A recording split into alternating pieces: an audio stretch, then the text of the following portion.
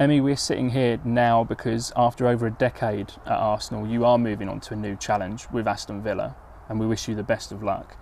It's been a busy few days for you, but how are you feeling now that the dust is beginning to settle and everything is sorted out? I feel weird. Like you said, it's been over a decade in the club.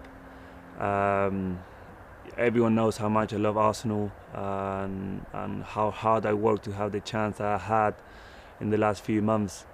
But like I said, like I always said, I'm in love with this club. I'm so grateful to Arsenal family to give me the opportunity to be here over a decade. And obviously, I wish Arsenal best of luck. I hope they get back to Champions League and win many more trophies, because the Arsenal fan base deserve that, and the club as well. I just want to say to the fans that they should trust the process. They're doing a really good work with Mikel and his staff, and I wish them all the best. It's not every day that a player sits down to do an interview with a club when they've decided to leave, but this is something that was really important to you, wasn't it? It was, because for me, spending 11 years in a club like Arsenal is a great achievement, and it's great to see. I don't like the fact that many players leave the club without saying a goodbye to the fans, where they support you week in, week out, they text you, they make you feel warm in the club, and I really appreciate that. I love the Arsenal fans. I think they're one of the best in the world for me. Looking back on your time at Arsenal, you've obviously got a lot of fond memories, a lot of ups and a lot of downs. But what are your favourite moments that you'll always cherish? I remember the day I arrived, going into the Emirates Stadium with my mum and dad and my agents. And then going into the training ground, I remember Jerry Payton shaking my hand and trying to communicate with me in English, and I couldn't answer back. Obviously meeting Arsene as well, a true hero, Arsenal Football Club. That was my first memory, Arsenal. And I can tell you, I can speak hours and hours talking good things about the club. It's one thing I said to my family. When I finish Arsenal, like I'm doing now, I will never look back. I will only look forward, and that's me. You know, wherever I am, I will give 100% for where I am, but I will never forget what Arsenal gave me. When you came to England, straight from Argentina as a teenager, did you ever imagine that this would be how your Arsenal story would play out, and that you leave off the back of being an FA Cup and Community Shield winner? Not really. I thought that at the beginning, the first year, I thought I wasn't going to make it. And that's the reality. And then, because I had 9 goalies in front of me, I always believed I had the talent to do it, but I never actually believed in myself that I would do it. And then over the years, I remember I was on the bench for Community Shield. I think I won 3 FA Cup and 3 Community Shield, but I actually wasn't part of the team. I wasn't getting the minutes that I needed, so I never felt that I won it. You know, I was part of the team. I never felt like it was mine.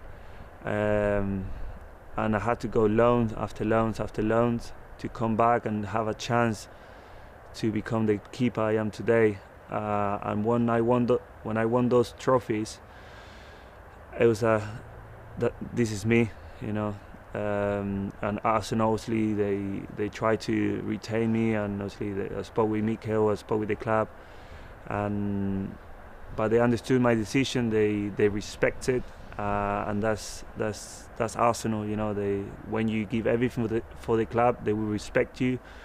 So I'm grateful to be the player I am and the person I am, because I came here as a young boy. Single from Argentina, from a poor country, a poor family, and I'm living with a wife, with a kid, and as a man, and everything because of Arsenal as well. We all saw how much it meant for you to win the FA Cup final at Wembley and those emotional scenes after the final whistle, but not just for yourself, but like you say, because of the family and the journey that you've been on over the years. Can you tell us a little bit about what was going through your head in those moments? After the whistle, I was like, this is it. Did we win it? You know, obviously because you expecting the fans to get mad at the end of the game. Obviously they were not there, so it was something that I said to my family. I wish they were there. You know, all the fans but they were still watching the game. It was, I don't know how many millions they watched. They seen that game. Obviously I think BBC called me to do an interview straight after the game.